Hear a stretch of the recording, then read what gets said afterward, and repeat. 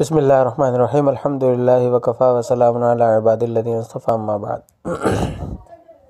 ایک ہے قلب، نون ساکن اور تنوین کے بعد اگر با آ جائے،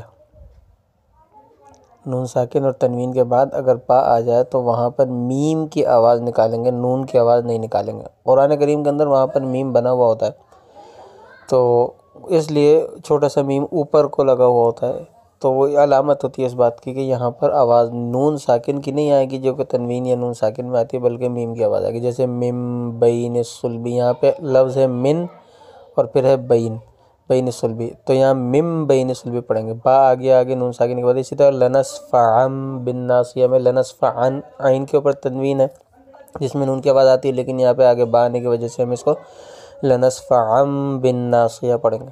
اسی طرح قرآن کریم کے اندر جہاں پر بھی آئے نون ساکن یا تنوین کے بعد اگر با آ جائے تو وہاں پر میم کی آواز نکالیں گے۔ وآخر دعوانا الحمدللہ رب العالمین۔